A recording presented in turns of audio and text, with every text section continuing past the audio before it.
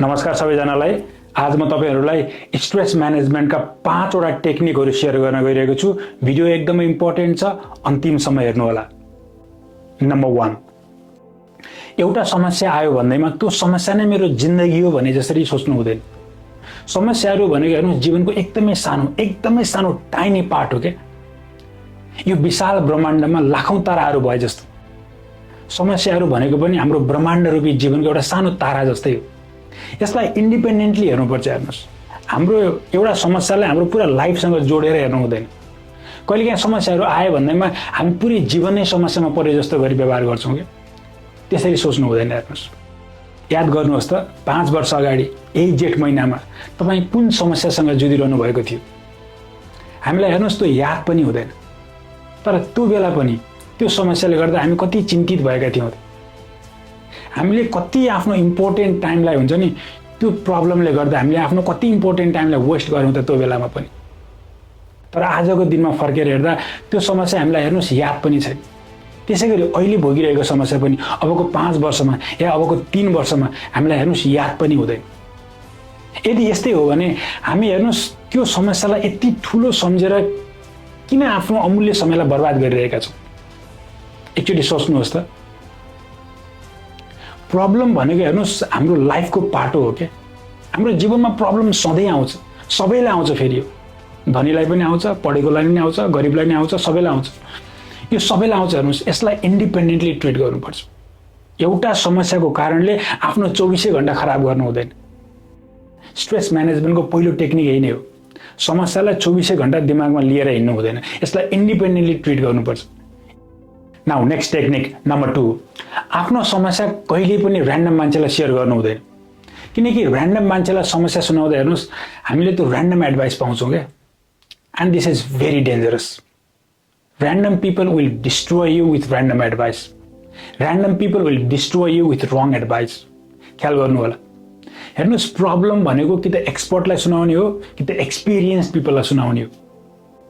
र रिसर्चले पनि देखाएको छ कि तनावको समयमा हामी कोसँग आफ्ना कुराहरू शेयर गर्छौं भन्ने कुराले हाम्रो मानसिक स्वास्थ्यमा धेरै ठूलो प्रभाव पारेको हुन्छ। नाउ नेक्स्ट टेक्निक नम्बर 3, तनाव व्यवस्थापनको अर्को तरिका हो आफ्नो प्यासन र हबीसँग जोडिनु। यसलाई प्यासन थेरापी पनि भनिन्छ। तनाव भयो भने आफूलाई मनपर्ने काममा इन्भल्भ हुनुपर्छ, हैन? जस्तै listening music, dancing, painting, writing, हैन, gardening, walking, yoga, martial art. तपाईको इन्ट्रेस्ट केमा छ?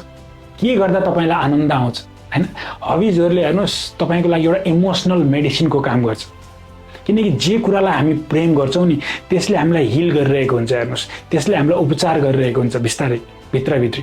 तपाईले याद गर्नुभएको होला, कहिलेकाहीँ हेर्नुस् मन धेरै भारी भएको बेलामा एउटा राम्रो गीतले पनि मन हल्का बनाइदिन्छ, हैन?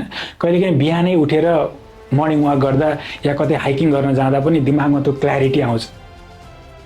त्यही भएर स्ट्रेस हुने बित्तिकै आफ्नो प्यासनसँग, आफ्नो हबीसँग जोडिनुपर्छ। किनकि यसले हामीलाई खुसी मात्र बनाउँदैन कि हामीलाई आत्मविश्वासी पनि बनाउँछ। यसले हामीलाई सृजनशील पनि बनाउँछ र हामीलाई सफल पनि बनाउँछ। That is the benefit.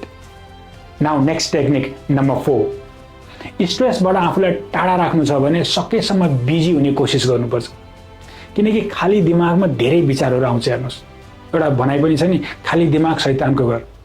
र जब हाम्रो दिमागमा हेर्नुस् अनावश्यक विचारहरू चल्न थाल्छ नि अनि त्यसले नै हामीलाई स्ट्रेस गराउँछ। त्यही भएर हेर्नुस् केही न केही काममा बिजी हुने कोसिस गर्नुपर्छ। केही न केही काममा बिजी हुन सिक्नुपर्छ।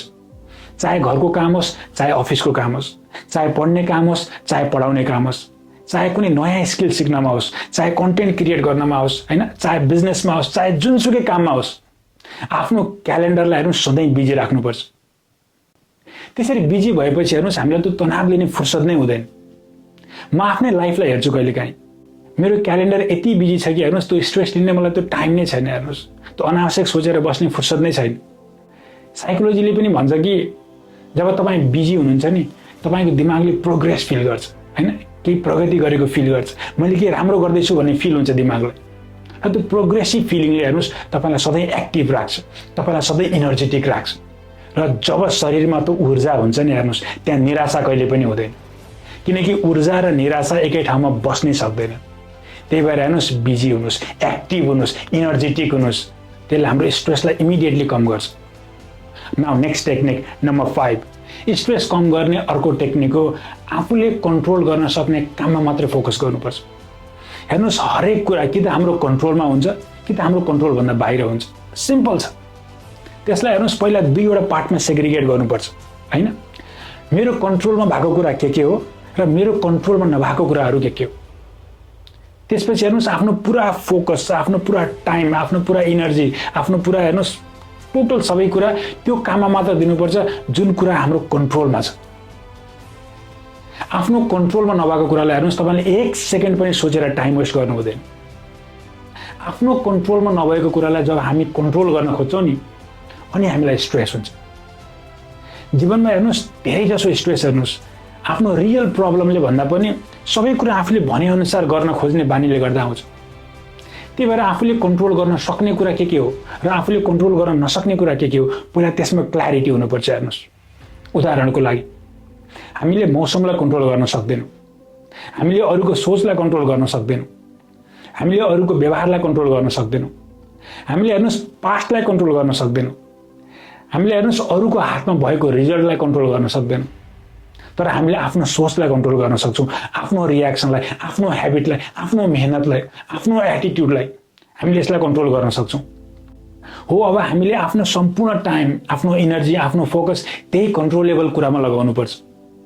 त्यसैले आजैदेखि एउटा सङ्कल्प गर्नुहोस्, जे मेरो कन्ट्रोलमा छ त्यसमा आफ्नो 100% दिन्छु, तर जे कुरा मेरो कन्ट्रोलमा छैन त्यसलाई शान्त मनले स्वीकार गर्छु। यो एउटा ह्याबिटले मात्र हेर्नुहोस् तपाईँको स्ट्रेस, तपाईँको एङ्जाइटी, तपाईँको मेन्टल प्रेसरलाई धेरै कम गर्छ।